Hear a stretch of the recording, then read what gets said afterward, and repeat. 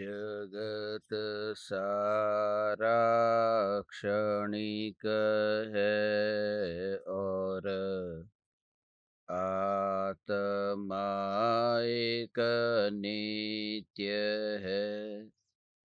आत्मा का अनुभव बस एकमात्र नित्य है। कहन राज को करन मन करो महान यह काज।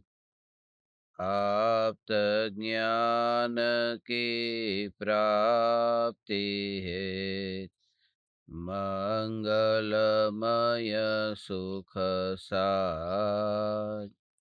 मंगलमय सुख साज।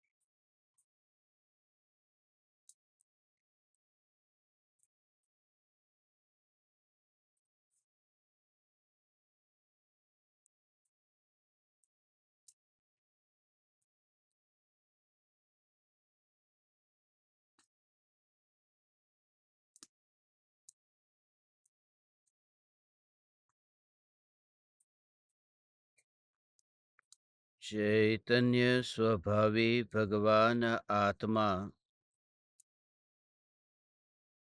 स्वयं ही चैतन्य समयसार है। चैतन्य समयसार का प्रतिपादक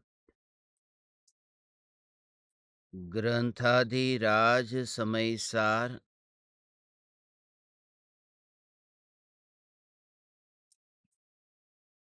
उपादान कारण को ही कार्य का कर्ता मानता है।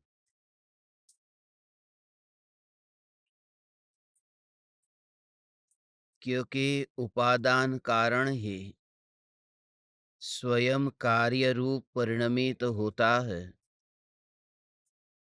निमित्त कार्य रूप परिणमित नहीं होने से निमित्त कार्य का कर्ता भी नहीं है। मिट्टी के पिंड में से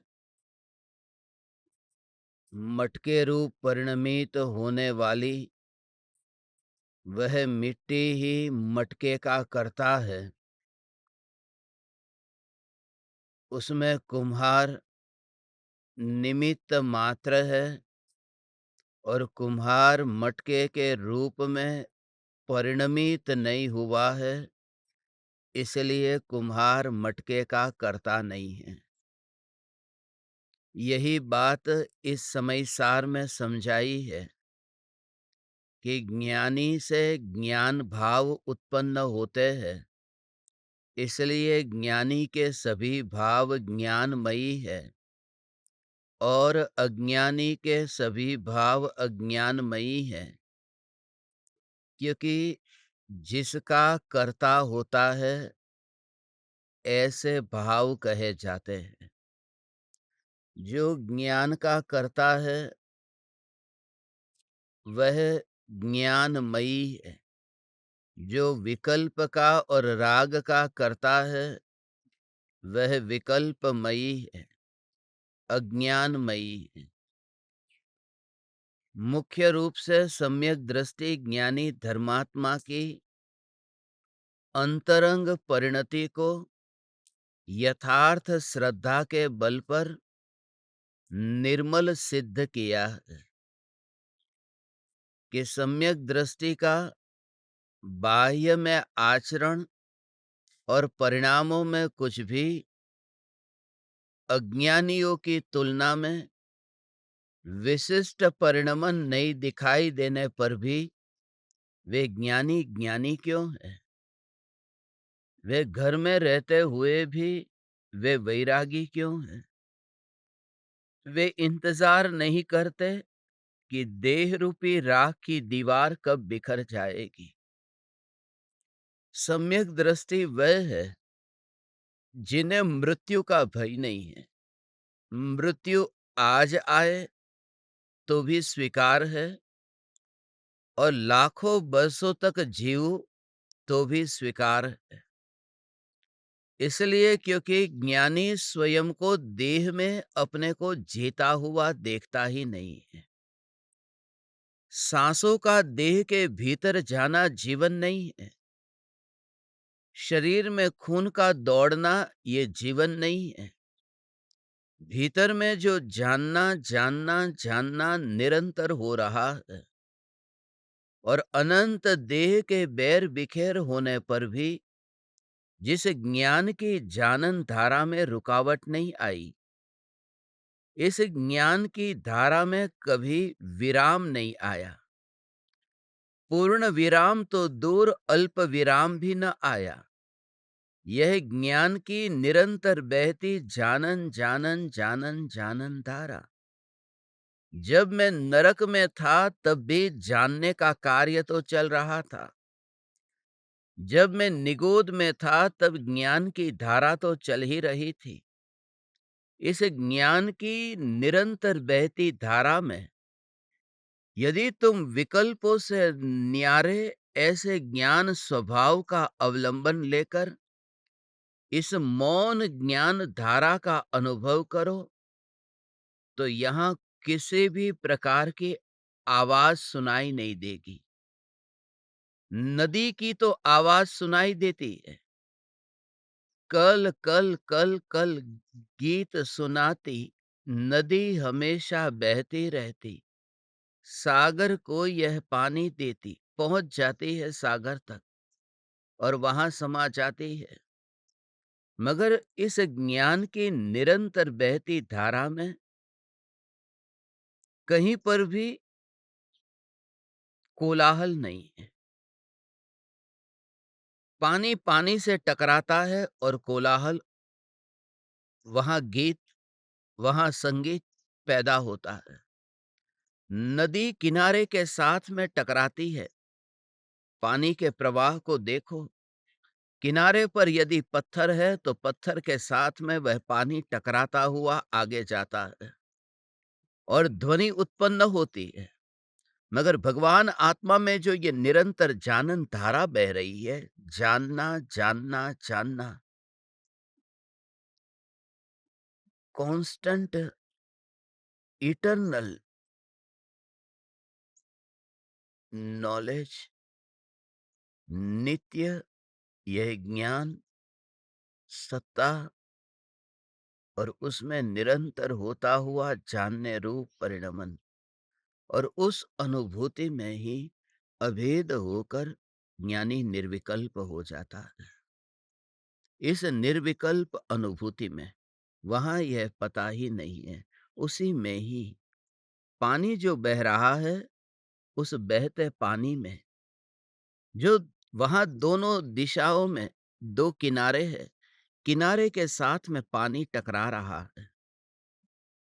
मगर उस टकराहट से उस मछली को कोई भी संबंध नहीं है जो पानी में तैर रही है। मछली ये हिसाब रखने नहीं जाती कि दोनों किनारे पर पानी टकरा रहा है, वहां कैसे आवाज हो रही है। पहली बात, मछली को कोई लेना देना नहीं है कि किनारे पर पानी टकरा रहा है, किस पत्थर से टकरा रहा है। दूसरी बात कि नदी का पानी जो बह रहा है, वो बह रहा है, वो कैसा बह रहा है, उससे भी उसका संबंध नहीं है। क्योंकि मछली का जीवन बहता हुआ पानी नहीं है, मछली का जीवन पानी है, मात्र पानी।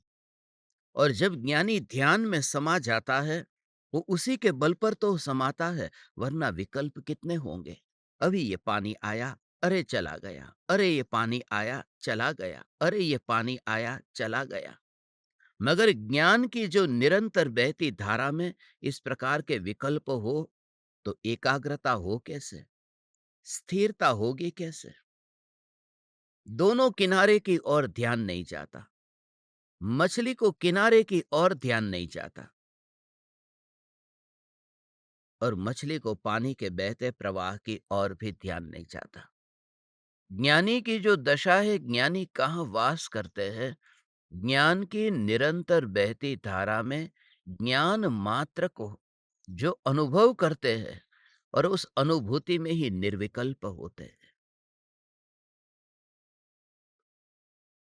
किनारे से दूर गांव बसे हुए हैं और उन गांवों का तो मछली को कुछ भी नहीं पता। समझ लो कि 5 गांव बसे हुए हैं। मछली उन गांवों के बारे में कुछ भी नहीं जानती। मछली वहां पर छलांग लगाकर गांव में जाती नहीं है। मछली छलांग लगाकर के किनारे के पास जाती नहीं है। मछली तैरती है पानी में, बहते पानी में, मगर न गांव के पास जाती है, न किनारे के पास जाती है। पहले ये 2 बात समझ लो, फिर आगे 2 बात समझेंगे। आज मैं आपको कुल मिलाकर के 5 बात बताऊंगा, जो 130वीं गाथा को समझने में बहुत उपयोगी सिद्ध होगी। पहली बात यह है कि गाँव बसे हुए हैं। उस गाँव को बसाने के लिए वह मछली बाहर निकली ही नहीं है और वे 5 गाँव हैं। उन 5 गाँवों को बसाने के लिए मछली बाहर निकली नहीं है। मछली को गाँव के नाम भी नहीं पता कि कहाँ पर वे गाँव बसे हुए हैं। गाँव बसे हैं, लोगों ने बसाए होंगे। नगर बसे हो, मगर मछली को वहाँ जाना ही नहीं है, तो हिसाब रखने की ज़रूरत क्या? और फिर बाकी बची बात तो 2 किनारे की। अब 2 किनारे भी है, मगर 2 किनारे में भी मछली को जाना नहीं है, क्योंकि किनारा मछली का जीवन नहीं है। बहता पानी, वहाँ पर मछली रहती है। तो ये 5 तो हुए गाँव। उन 5 गाँवों को कहा 5 इंद्रियों का नगर। ये जो स्पर्शन इंद्रिय है, ये रसन इंद्रिय जीभ, ये घ्राण इंद्रिय नाक, ये चक्षु इंद्रिय, ये आँख और कर्ण इंद्रिय, ये कान, ये पाँचों इंद्रिय से बना हुआ ये नगर है। ये 5 नगर बने हैं और यहाँ पर बस्ती है। और संत है, वो बस्ती में बस नहीं जाता है। संत तो चलता रहता है, वो बसता नहीं है, वो बसता हुआ नहीं है। इसलिए यह जागृति कि मैं चैतन्य परमात्मा यहाँ पर 5 इंद्रियों के नगर में बसा नहीं हूँ। जहाँ पर तुम्हें ये बसना दिखाई दे रहा है, वहाँ मैं बसता नहीं हूँ। मैं जहाँ पर हूँ, वहाँ पर ये इंद्रियों के परमाणु है ही नहीं। इसलिए मछली को कोई गाँव के मकान नहीं दिखाई देंगे। मछली को कोई गाड़ी, मोटर, बंगला नहीं दिखाई देगा। मछली जहाँ पर है, वहाँ पर बस उसका जीवन पानी में है। पानी में जीवन से ज़्यादा पानी ही उसका जीवन है। और ये 5 इंद्रिय का पता ज्ञानी को है ही नहीं। वो पता नहीं है, उसका भाव भी तुम नहीं जानते, पता नहीं है उसका मतलब कि वो अनुभूति में इतने मस्त है कि उस अनुभूति में से वे अपने को बाहर निकलता हुआ देखते ही नहीं हैं। वो मना भी नहीं करेंगे कि गाँव नहीं बसे हैं।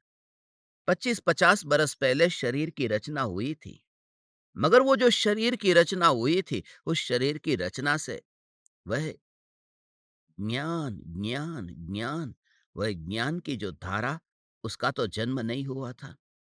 मैं मानता हूं कि गंगा के किनारे पर अभी 25 बरस पहले एक मकान बना, 50 बरस पहले एक मकान बना, मगर जो मछली पानी में है, उसके लिए वो 25-50 बरस पहले बना हुआ मकान क्या मायना रखता है?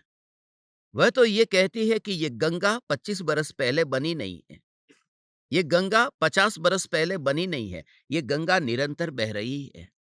और ऐसे ही जो जब तुम इतने अपने में व्यस्त हो जाते हो, मस्त हो जाते हो, तब ये दशा प्रकट होती है कि तुम अपने में मिले ही नहीं।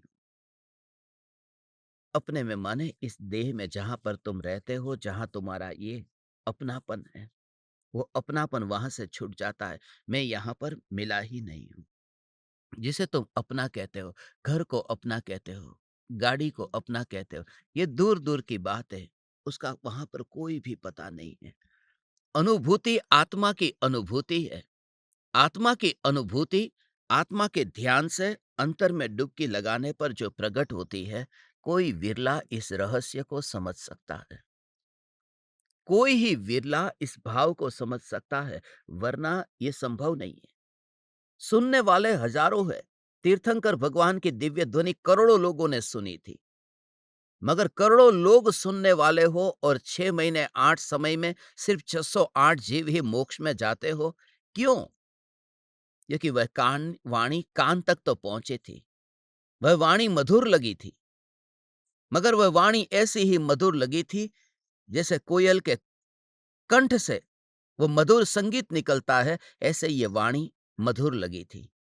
उस समय वाणी को सुनते समय वाणी की ओर ध्यान था। कान के बाहर जो वाणी टकरा रही है, वहां पर ध्यान था, मगर कान के पीछे जो जानने वाला है, वहां पर ध्यान ही नहीं गया था। और जब वहां ध्यान जाता है, तब कोलाहल बाहर का ये पूरा उससे विरक्त हो जाता है। धन्य भागी है वह जो इस सत्य का अनुभव करता है। धन्य भागी है वह। हे चैतन्य परमात्मा, उस मछली की अवस्था को यदि तुम समझोगे तो तुम्हें पता चलेगा। सम्यक दृष्टि ज्ञानी कहाँ पर होते हैं? सम्यक दृष्टि ज्ञानी न घर में है, न दुकान में है, न बाजार में है। वो बीच बाजार में रुपये गिन रहे हैं, मगर उनकी गिनती तो यहां तक भी नहीं है कि वहां पानी कितना बह चुका है। मछली गिनती थोड़ी करती है कितना पानी आया और गया। मछली के पास में वह हिसाब कहाँ है? ऐसे ही दशा ज्ञानी की होती है। उदय को तो देखते ही नहीं है, उदयगत परिणामों को देखते ही नहीं है। ये शरीर मिला है कर्म के उदय से। ये भाव आत्मा में पैदा हो रहे हैं, राग और द्वेष के। अब बात है दूसरी। पहली बात है नगर की, अब दूसरी बात है राग द्वेष की। मछली को किनारे से भी कोई लेना देना नहीं है। राग और द्वेष ये किनारे है। यदि जो बहती हुई नदी है वो किनारे के साथ में दोस्ती कर ले, तो सागर तक मिलेगी कैसे? वो तो बहती ही रहती है। ये राग के भाव और ये द्वेष के भाव, उसके मध्य में बिल्कुल ज्ञान बह रहा है। ये जानना बह रहा है। हमने दोनों दिशाओं में ये नगर बसाए हैं, राग के और द्वेष के। तो एक नगर तो 5 इंद्रियों का है और दूसरा नगर दोनों किनारे पर बसा हुआ वो राग और द्वेष का है। जो किनारे है उसका उसे पता ही नहीं। मछली को दोनों किनारे का कुछ भी नहीं पता। अब जो तीसरी बात है, वो तीसरी बात उस पानी में पड़ते हुए प्रतिबिंब की है। जो आकाश में कौवा कबूतर उड़ते हैं, वो उस पानी में प्रतिबिंबित होते हैं। मछली के पास में वो तीसरे का भी विकल्प नहीं है। बात तीसरी, तीसरे का भी विकल्प नहीं है कि मैं जहां पर तैर रही हूं, वहां आकाश में जो कौवा उड़ रहा है, उसका प्रतिबिंब पानी में पड़ा या नहीं पड़ा। वो प्रतिबिंब से भी दोस्ती नहीं करती है। ज्ञानी को जगत से तो कोई लेना देना नहीं है, मगर जगत जिस ज्ञान में झलक रहा है, उस ज्ञान में जो प्रतिबिंब पड़ा है, उस प्रतिबिंब में भी ज्ञानी का मोह नहीं है। इसलिए क्योंकि वह प्रतिबिंब अभी पड़ा है। प्यासा प्रतिबिंब को नहीं देखता, प्यासा पानी को देखता है। ज्ञानी ये नहीं देखते कि मैं कितने शास्त्रों को जानता हूं, कितने शास्त्र मेरे यहां भरे हैं। वो ज्ञान को अनुभव करते हैं। वो मछली पानी को छूती है और वो देख लेती है कि यहाँ न कोई कौवा है न कबूतर है। ज्ञानी जब जगत को जानते हैं तो वो उस ज्ञान का अनुभव करते हैं कि इस ज्ञान की स्पर्शना से, ज्ञान के रियलाइजेशन में तो कोई बाजार नहीं है। इसलिए राम के लिए न कोई वन था न कोई भवन था, उनके लिए ज्ञान ही ज्ञान था। वो ज्ञान में इतने मस्त है क्योंकि कुछ बल मिलना चाहिए। किसके बल पर तुम टिके रहोगे? बल के बिना टिकना संभव नहीं है। जब करोड़पति के घर में वो कांच का गिलास फूटता है, तो वो कह देता है कोई बात नहीं, उसके पास बल है। वो बल है कि उसने तिजोरी में वो रुपये को देख लिया है। वो करोड़ों की संपत्ति को देखा इसलिए गिलास के फूटने में ठीक है, कोई बात नहीं। भले वो बोलेगा भी नहीं, मगर टूटते समय उसे वह दर्द नहीं होता है, क्योंकि वो जानता है दूसरा खरीद लूंगा। उसने कुछ वैभव को देखा है। और ज्ञानी जब जंगल में जाते हैं तो उदय को जानते हुए भी वो निर्भय क्यों रहते हैं? इसलिए क्योंकि उन्होंने कुछ ऐसा देख लिया है, अपना खजाना देख लिया है कि जिसके बल पर, और वो खजाना कोई ही देखता है। बोलना आसान है, परमात्मा के सामने जाकर मंजीरे बजाना बहुत आसान है, मगर अंदर में मौन का अनुभव ये महादुर्लभ है। शास्त्र पढ़ लेना आसान है, सत्यनारायण की कथा कर लेना आसान है। कथा कराकर जल्दी से जल्दी कथा पूरी हो और 500 रुपये मिले और जेब में डालो और घर जाओ, ये बहुत आसान है। मगर सत्य की पहचान जो रियलाइजेशन है, वो कोई विरला जानता है। और वह कोई विरला जानता है, वह तुम। हे चैतन्य परमात्मा, you just try to realise it. तुम्हें यह अनुभूति होगी तो तुम अपने को न भारी अनुभव करोगे, न हल्का अनुभव करोगे। क्योंकि भारीपना ये देह में है, हल्कापना भी देह में है। चैतन्य न भारी है न हल्का है। ये जड़ वस्तु में भारीपन होता है, जड़ वस्तु हल्की होती है। ज्ञान की अनुभूति में वहां कोई भेद नहीं है, कोई कोई कोई भेद नहीं है। बस जैसे ही आग में हाथ डाला और किसी को तुम पूछो कि कैसा लगा, वह व्यक्ति ये नहीं कहेगा कि भारी लगी, हल्की लगी, वो कहेगा गरम लगी। वो स्वभाव के समीप जाकर के अनुभव हो तो ये विकल्प ही नहीं रहता। तो पहली बात 5 इंद्रिय के नगर, दूसरी बात है 2 किनारे, तीसरी बात है कौवा कबूतर के प्रतिबिंब जो पानी पर पड़ते हैं, और चौथी बात है जो सबसे न्यारी है, जो किन से न्यारी है, जहां पर गांव भी नहीं है, दूसरी बात जहां किनारे नहीं है, तीसरी बात जहां प्रतिबिंब भी नहीं है, फिर भी जहां पर एक तो है, वह प्रवाह, पानी बह रहा है। तो मछली को कौवे कबूतर के प्रतिबिंब से तो लेना देना नहीं है, मगर मछली को पानी बह रहा है उससे भी कोई लेना देना नहीं है। बह रहा है सो बह रहा है। मछली को पानी बह रहा है, मगर वो हिसाब थोड़ी रखती है।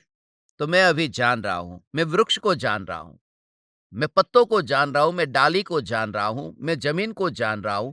ये जो जानना जानना जानना ये रिफ्लेक्ट होता है, ये ज्ञान रूपी दर्पण में प्रतिबिंबित होता है। ये पेड़ मेरे ज्ञान में आता नहीं है, क्योंकि दर्पण में प्रतिबिंब पड़ने के लिए वस्तु को दर्पण में घुसने की जरूरत नहीं है। वो दूर रह के भी प्रतिबिंबित होती है, मगर मिलती नहीं है। वो जो ज्ञान है, उस ज्ञान में ये सब प्रतिबिंबित होता है। आंख में नहीं, ज्ञान में प्रतिबिंबित होता है। आंख तो मुर्दे में भी होती है, मगर वहां ज्ञान नहीं है जिस ज्ञान में प्रतिबिंब पड़े। वो फ्रेम में पदार्थ प्रतिबिंबित नहीं होते, फ्रेम तो होती है। इसलिए तुम फ्रेम से मोह मत करना। प्रतिबिंब फ्रेम में नहीं पड़ेगा, प्रतिबिंब दर्पण में पड़ेगा। ये पांचों इंद्रियां फ्रेम की तरह है, जिसमें प्रतिबिंब पड़ता हुआ ऐसा दिखाई देता है, मगर है नहीं। यहां पर मात्र ज्ञान है, ज्ञान है, ज्ञान है। यह ज्ञान की अनुभूति। हे चैतन्य परमात्मा, यह ज्ञान की अनुभूति सदाकाल सदाकाल हो। और ऐसी ही ये ज्ञान की अनुभूति कोई कोई कोई विरला इस रहस्य को समझता है। अनुभूति अनुभूति अनुभूति अनुभूति अनुभूति। Just realise, just realise. ये जो अनुभूति है, ये अनुभूति का इतना गहरा भाव है, कोई ही विरला इस रहस्य को समझता है, अनुभूति के गहरे भाव को, जहां शरीर है ही नहीं। और मछली के पास में बस अब क्या बचा? न गाँव रहा, मछली के पास न गाँव रहा, न किनारा रहा, न प्रतिबिंब रहा, न प्रवाह रहा। चार में से कुछ भी न रहा।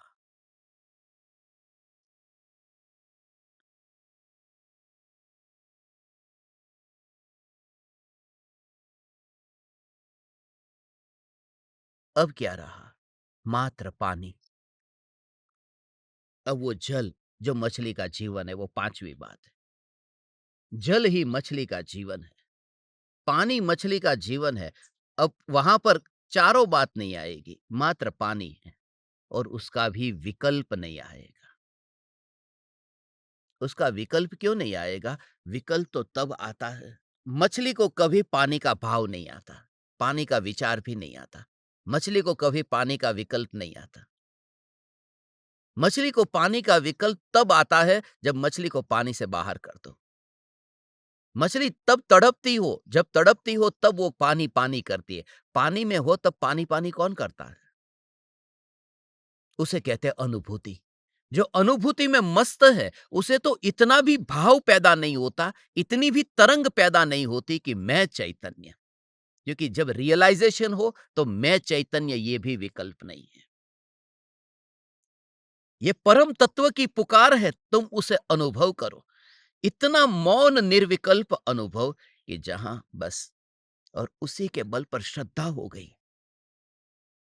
अब ये मौन जो अनुभूति हुई, जहां पर इतना भी विकल्प नहीं रहा, ये भाव भी कहाँ रहा कि बस मैं ध्रुव चैतन्य चैतन्य चैतन्य चैतन्य चैतन्य, ऐसा विकल्प नहीं रहा। ज्ञान और उन उस मछली के लिए अब पूछो कि बता, सुबह का समय कैसा है, दोपहर का समय कैसा है, शाम का समय कैसा है। उस मछली को पूछो कि तू कहाँ पर है। मछली को पूछो ने कि तू अभी गंगोत्री पर है या फिर प्रयागराज पर है या फिर तू बंगाल में है। कहाँ पहुंची? मछली कहती है मैं कहीं पहुंची नहीं। पानी बहता है, मैं कहीं नहीं पहुंची। उसे स्वभाव की अनुभूति कहते हैं, जहां क्षेत्र की ओर ध्यान नहीं जाता और काल की ओर ध्यान नहीं जाता। साइंस भी ये दो बात पर बहुत जोर देता है, स्पेस एंड टाइम। ये दोनों साथ में ही होते हैं, स्पेस एंड टाइम। आइंस्टीन ने भी इस पर बहुत खोज की, स्पेस एंड टाइम ये दोनों साथ में है। मगर जब अनुभूति होती है तो अनुभूति के काल में न स्पेस का विकल्प है न काल का विकल्प है। ये विचार ही नहीं आता।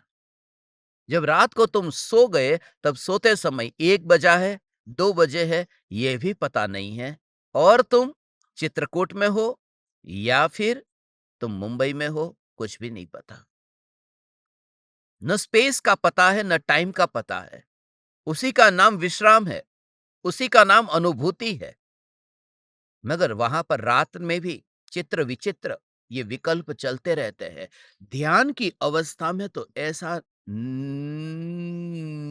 निराला मौन है और उस मौन के कारण ही अब कभी भूकंप आ गया, ऐसा होगा हो।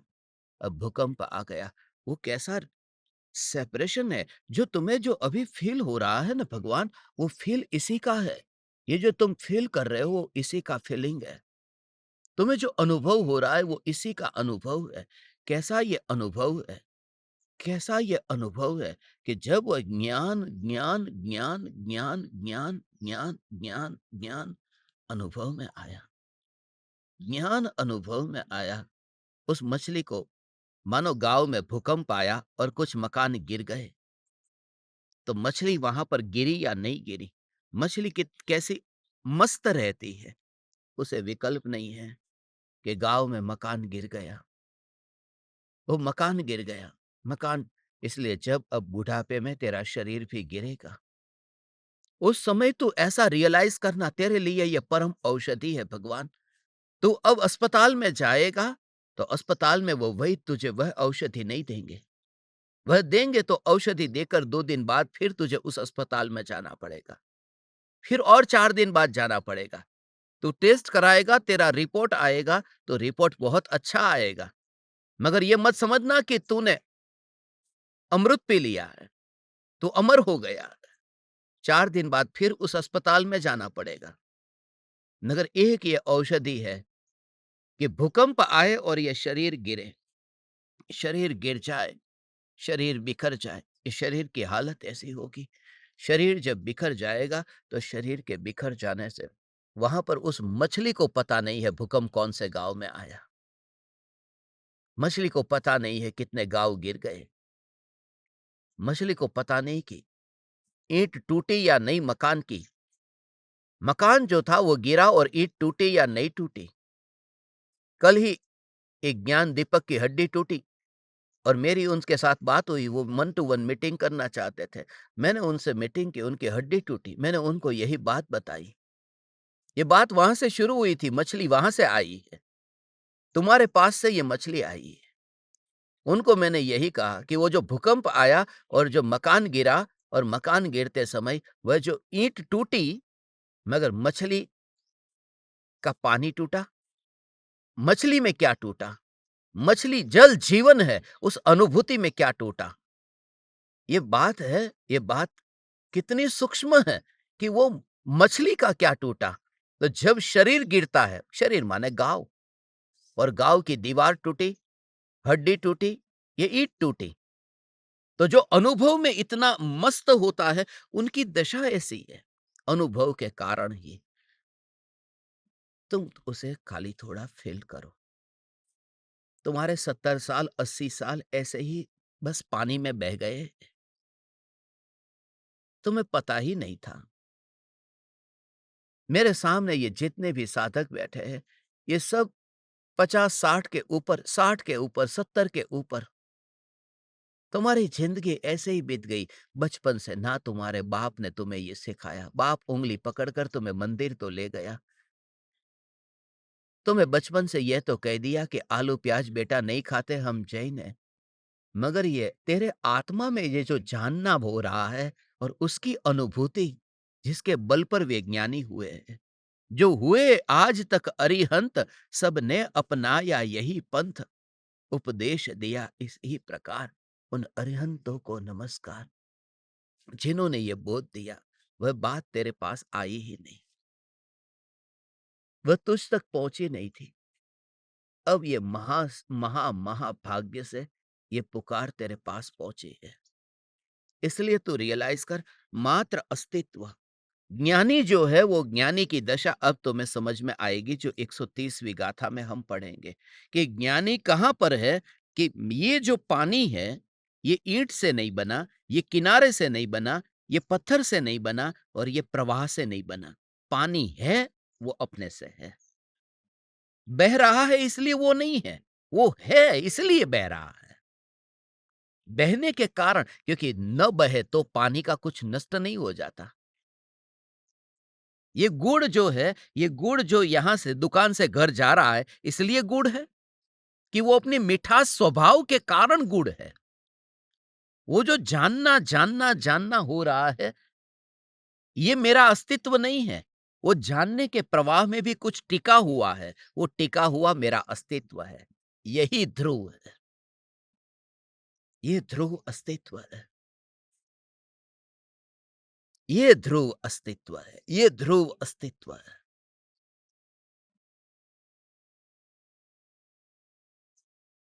अभी थोड़े दिन पहले मैं ओडिशा में था।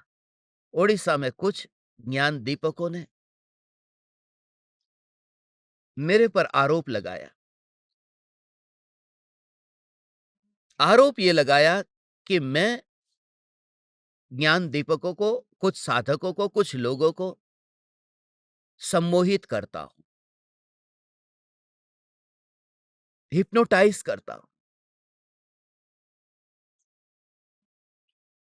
क्योंकि मैं जिसको मिलता हूं वो दीवाना हो जाता है, वो हिप्नोटाइज कर देता हूं। और खास करके बोले, और बात तो तब पक्की हो जाती है जब आप स्मशान में ज्यादा रहते हैं। क्योंकि हिप्नोटाइज करने वाला, जादू टोना करने वाला, उस स्मशान में बैठ करके आप हिप्नोटाइज कर देते हैं। मैंने कहा बिल्कुल सच है, मैं सम्मोहित कर देता हूं तुम्हें। एक बार यदि तुम आ गए, फिर जिंदगी भर तुम जा न सकते। मैं तुम्हें सम्मोहित कर देता हूं। मगर सुनो, असली राज क्या है? असली राज यह है कि बचपन से लेकर के तुमने एक तो चैतन्य परमात्मा की पुकार नहीं सुनी थी इस भव में, और पूर्व भव में तुमने सुनी थी तीर्थंकर परमात्मा की दिव्य ध्वनि, और तुम्हारे अंदर में वो चैतन्य के संस्कार थे। बीज तो चैतन्य का बोया हुआ था, यहां बिछड़ा हुआ पुराना साथी तुम्हें मिल नहीं रहा था, जो वही बात फिर से छेड़ दे कि चैतन्य जो तेरे अंदर जो छुपा हुआ था वो तुझे फिर से सुनने को मिला। और बात यह है कि तू 80 साल की हो गई, तब तक तुझे जो सुनने को नहीं मिला था अब मिला। तू चैतन्य की दीवानी है इसलिए यहां बैठती है। मैंने तुझे कोई सम्मोहित उस तरह से नहीं किया कि ऐसा हाथ करके,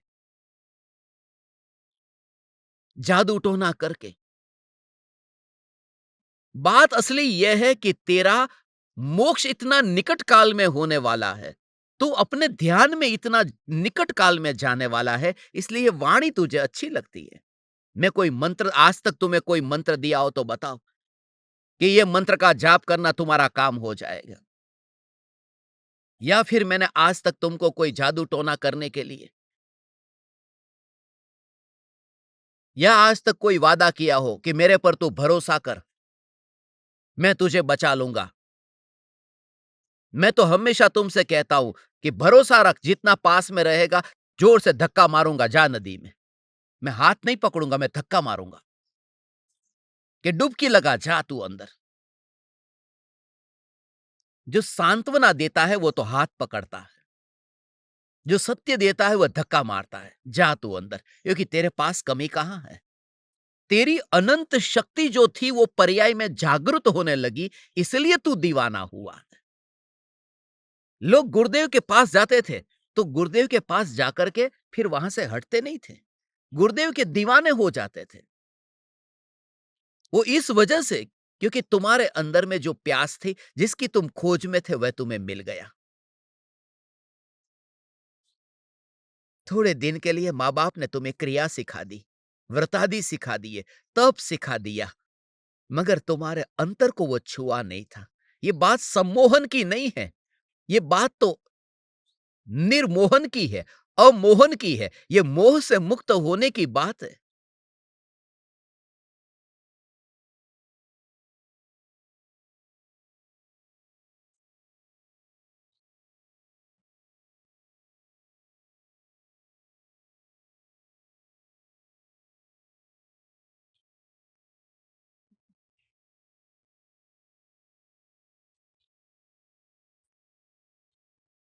फिर उस ज्ञान दीपक ने पूछा कि जब आप बोलते हो तब आप कहां रह करके बोलते हो? ये ऐसा प्रश्न पूछा। आप जब बोलते हो तब कहां रह करके बोलते हो? तो मैंने लिखा था उस समय, तुम मुझे बार-बार पूछते हो कि कहां रह करके बोलते हो? मैं तुमसे ये पूछता हूं, तुम कहां रह करके सुनते हो? तुम जहां रहते हुए सुन रहे हो, वहां रह करके मैं बोल रहा हूं। तुम अपने चैतन्यपने में हो, वहां से बाहर कहीं नहीं हो। मैं अपने चैतन्यपने में हूं, वहां से बाहर कहीं भी नहीं हूं। मेरी पड़ोसन बोल रही है, तुम्हारी पड़ोसन सुन रही है। ये पड़ोसन पड़ोसन के बीच में मामला है। हम दोनों तो महल के बाहर ही नहीं निकले। हे चैतन्य परमात्मा, ये मस्ती है, चैतन्य चैतन्य चैतन्य की मस्ती है।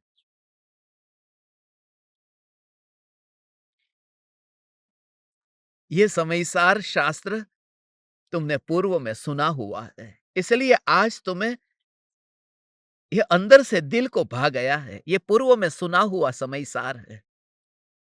बीच में कभी-कभी ऐसा समय आ जाता है, कभी-कभी उदय आ जाते हैं। राम को रहना तो महल में ही था, बीच में कोई 14 साल का वनवास आ जाता है, फिर आ जाते हैं महल में। तुम्हारा 50 साल, 60 साल का कोई वनवास हो गया, ऐसा समझो। अब तुम आ गए अपने चैतन्य महल में, तुम वापस आ गए। नहीं तो आप खुद ये विचार करो। बात सम्मोहन की एक बात मैं तुमसे और कहता हूं, तुमने कहां-कहां खोज की? 25 जगह पर गए, 50 जगह पर गए। तुम मेरा पता ढूंढने के लिए तुम कहां गए थे? तुम्हें कैसे मिल गया? किसी को टीवी पर मिल गया, किसी को कैसे? कैसे-कैसे, कहां-कहां से योग मिल जाता है सत्संग सुनने का। हम पूरी शहर में थे, पूरी शहर में हमारे सत्संग में, जिस फार्म हाउस में हम ठहरे हुए थे, जिस बंगलो में ठहरे थे, उसके पास में ही एक बंगलो है। उस बंगले में जो ठहरे थे विमान के पायलट, एयर इंडिया में पायलट थे। 40 बरस तक वो पायलट रहे।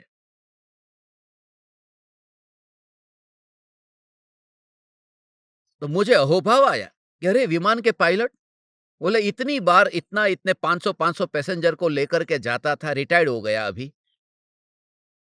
मतलब यहां पर आना कैसे हुआ? आप यहां पर प्रवचन सुनने? बोले मैं पास में ही रहता हूं। ये पता चला कि यहां पर सत्संग है। और क्या दीवानगी! वो सत्संग है ऐसा। मगर यहां पर आप कैसे? उन्होंने कहा कि मेरा कोई विचार नहीं था पुरी में बंगला खरीदने का। जगन्नाथपुरी का जो टेम्पल है वहां पर, उसके पास में ही उन्होंने घर खरीदा, मकान खरीदा, वहां से दिखता है, उनके शिखर दिखता है मंदिर का। बोले मुझे यहां पर कोई विचार भी नहीं था, मैं तो ट्रेन में यात्रा कर रहा था और टीसी आया और टीसी ने मुझसे पूछा टिकट, और मेरे पास में टिकट थी मगर मिल नहीं रही थी। तो टिकट कहाँ मैं ढूंढ रहा था, तो टिकट गिर गई थी सीट के कहीं नीचे, कहीं कोने में। बोले मैं टिकट लेने के लिए गया नीचे, और वहां पर टिकट के साथ में, टिकट के बदले में कुछ एक पर्ची आ गई। उस छोटी सी पर्ची अखबार की पर्ची थी, और उसके ऊपर लिखा था कि बंगलो बिकाऊ है, आपको खरीदना है तो। बोले पर्ची देख करके फिर मैंने कॉल लगाया और सौदा किया। आज यहां आ गया और आपके सत्संग में आ गया। मैं आपसे पूछता हूं, ये प्लान कौन करता है? टिकट लेने के लिए तुम सीट के नीचे जाते और वहां से अखबार की वो पर्ची निकले और वही नंबर निकले। खोज करने से मिलता ही नहीं है। ये जिनकी भवितव्यता ऐसी होती है, ऐसे जीवों को कुदरत व्यवस्था कराती है। कुदरत कहती है कि तू सही जगह आ गया, तू तेरे ध्रुव चैतन्य स्वरूप में आ गया। यही तो तेरे पास में नहीं था, बाकी सब कुछ था। सब कुछ था। ये ध्रुव ही तो नहीं था, और वास्तव में कहूं तो ध्रुव ही था, बाकी कुछ भी तेरे पास नहीं था। ध्रुव के अलावा कुछ भी तेरे पास नहीं था।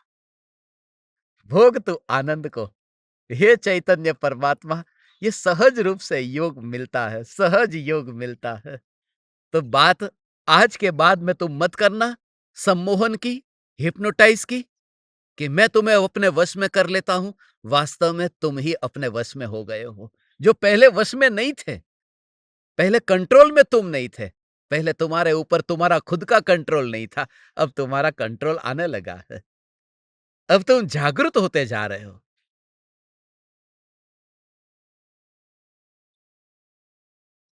अब तुम्हें अवेयरनेस आ रही है। भले दिन में एक आध बार भी तुम्हें याद आ जाए, कोई बात नहीं। एक आध बार भी यदि ये याद आ जाए, शुरुआत यहां से हो गई।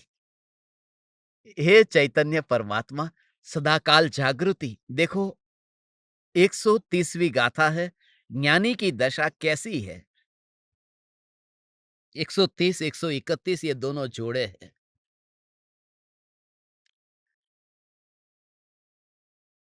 कर्णयमया भावादो जायन्ते कुण्डलादओ भावा अयमयया भावादो जह जायन्ते दुकड़यादि अण्णाणमया भावा अणाणीनो बहुविहा विजायन्ते नाणी सदुर्नाणमया सव्वे भावातहा होन्ति।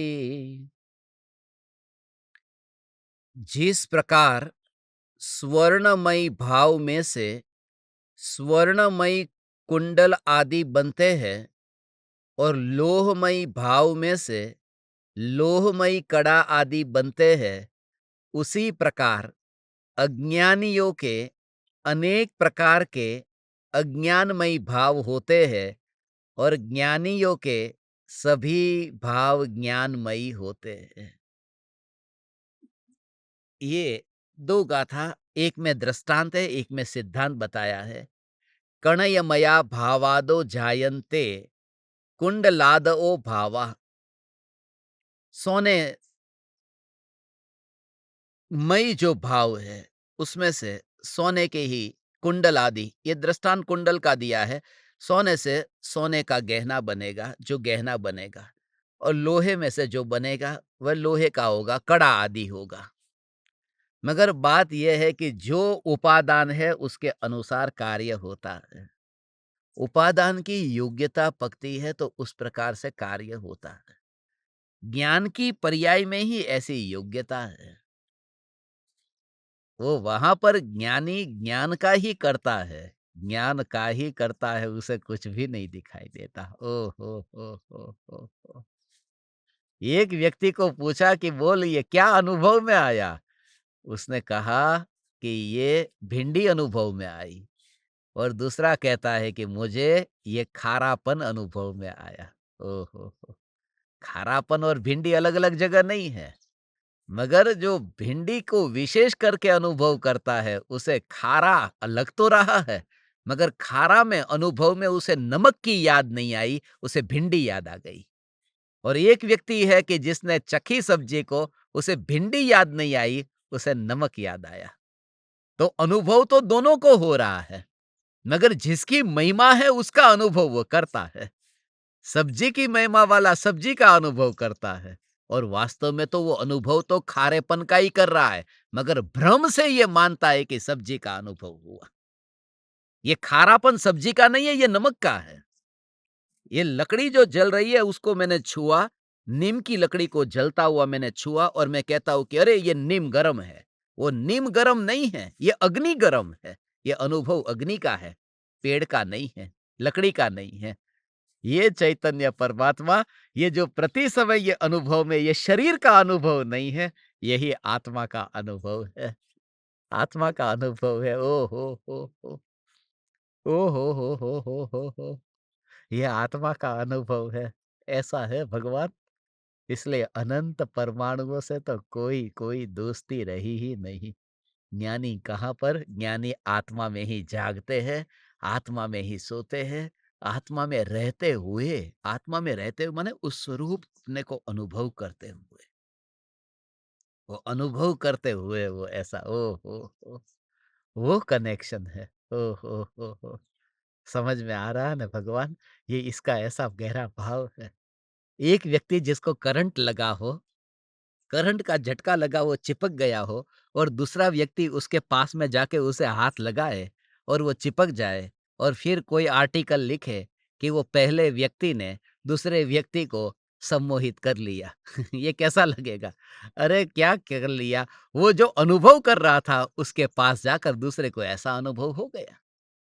ज्ञानी को जो अनुभव होता है, जो अज्ञानी अहंकार के आग्रह को छोड़ करके, यदि वो पास में आए और बैठे, छूने की बात, पैर को छूने की बात ही नहीं है कि तो उसके पैर को छुए।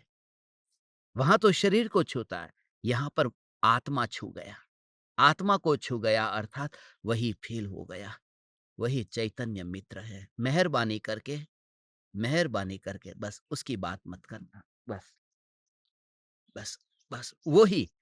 मैं अपने एक मित्र के पास में गया था थोड़े दिन पहले ही। सोचा था कि बचपन की पुरानी बातें हो जाएगी। मैं अपने मित्र के पास गया था, सोचा था बचपन की पुरानी बात हो जाएगी, मगर उसके पास क्या थोड़ा बैठ लिया, वह तो अपनी तरक्की सुनाने लगा। बचपन की थोड़ी बात हो जाएगी, वो तो अपनी तरक्की सुनाने लगा। हे चैतन्य परमात्मा, वो बात मत छेड़ना। मुझे तेरी तरक्की नहीं जाननी है, मुझे तरक्की नहीं जाननी है।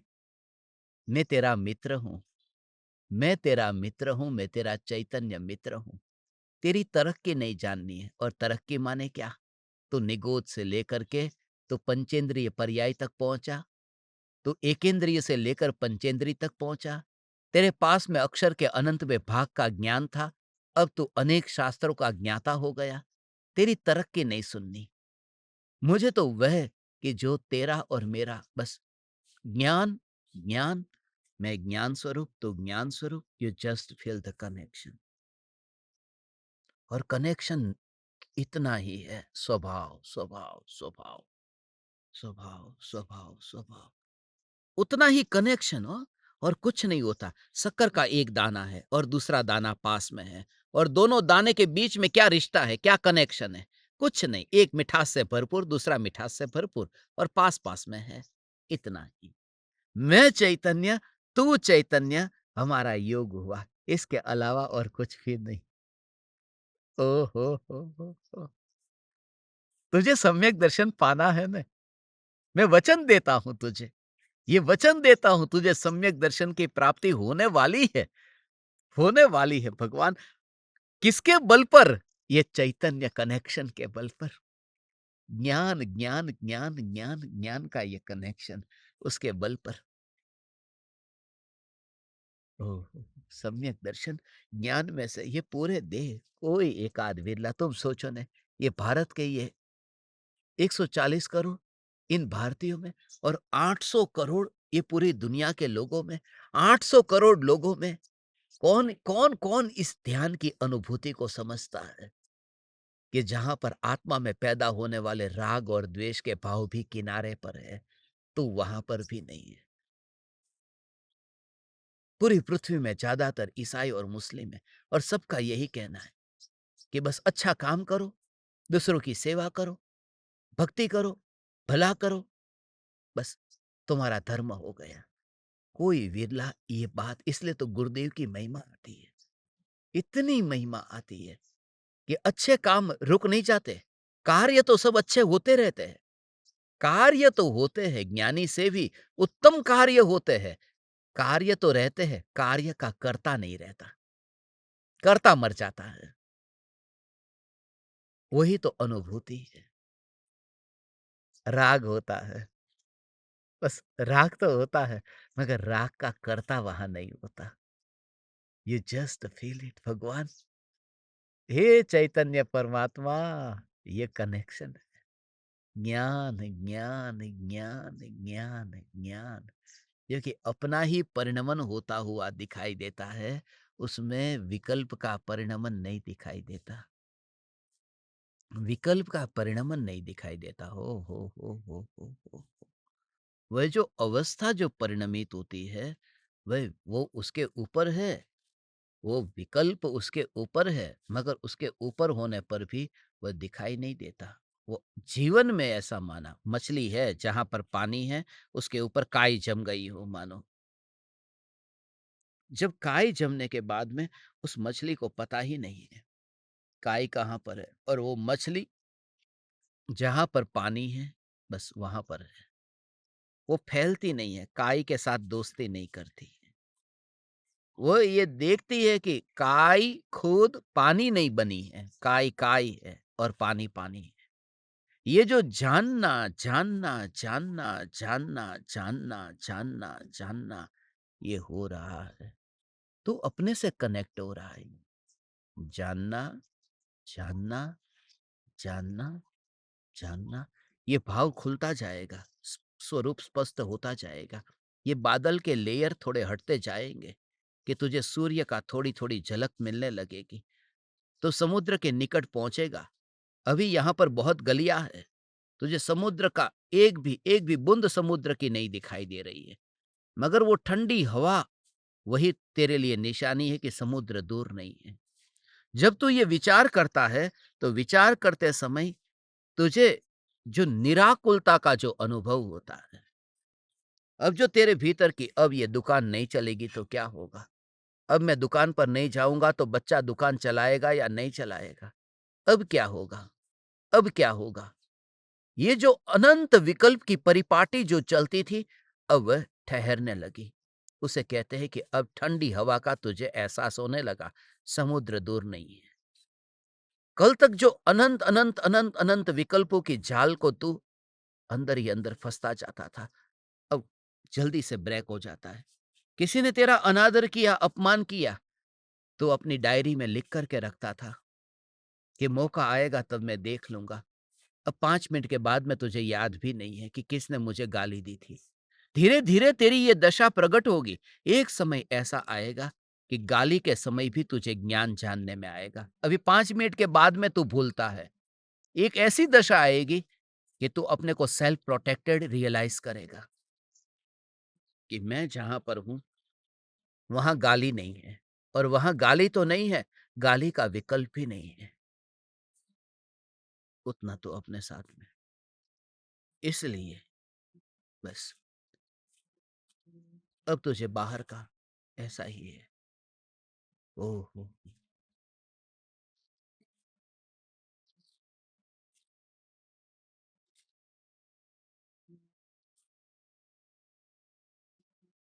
तुम कपड़े नए पहन कर के बैठे हो, तुम्हारे कपड़े नए हैं, मगर बस मैं तुम्हें देख रहा हूँ,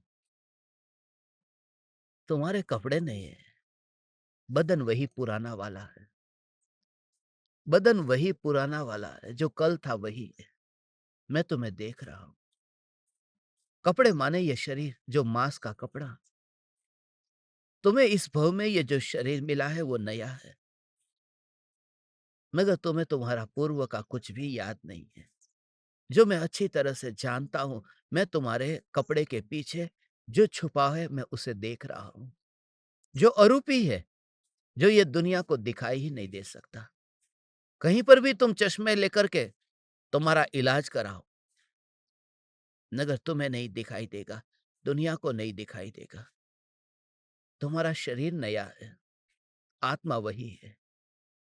कुछ समय का फासला था, तुम अपने में आए हो। You just feel, you just realise it.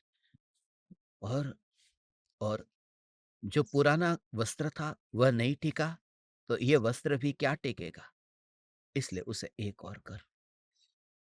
इसलिए जो उस समय literally I feel for you, मैं आप परमात्माओं के लिए वह जो भावना पाता हूं कि बस तुम कहीं पर भी बस अपने मोबाइल को साइड में रखो, मोबाइल लेकर के मत बैठो।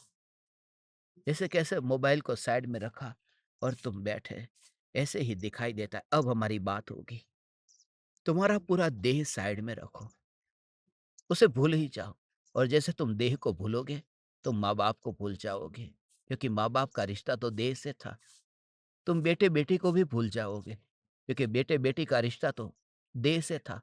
देह जिसमें से पैदा हुआ वह माँ बाप थे। देह में से जो पैदा हुआ वह पुत्र पुत्री थे। देह जिसमें से पैदा हुआ उसमें से कोई दूसरा पैदा हुआ तो वह भाई बहन थे। ये सब। और जब तुम देह के साथ ही आए नहीं यहाँ पर, इसलिए सत्संग के लिए यदि कल से तुम बैठना चाहते हो, तो अब मैं तुम्हारे लिए ये कंडीशन रखूं तो तुम्हें मंजूर है कि शरीर अलाउड नहीं है।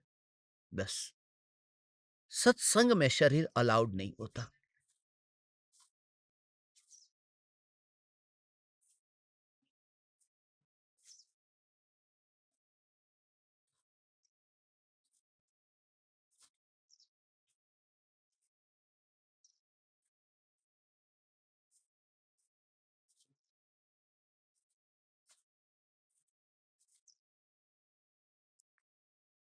सत है वह ध्रुव है, इटर्नल। और संग माने पर्याय, जो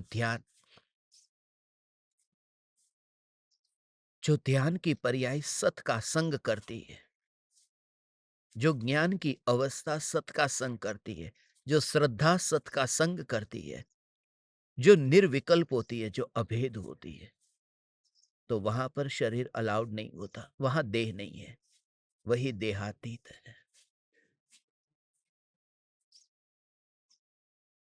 बस मैं आप परमात्माओं को अनंत अनंत प्रणाम करता हूं। कल हम इस बात को थोड़ा और गहराई से समझेंगे।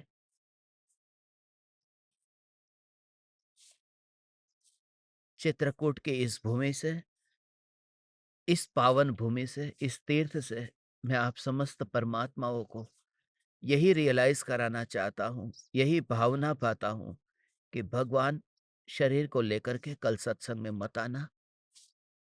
बस शरीर अलाउड नहीं है। एक ही बस चैतन्य समय साथ, चैतन्य समय साथ, चैतन्य समय साथ।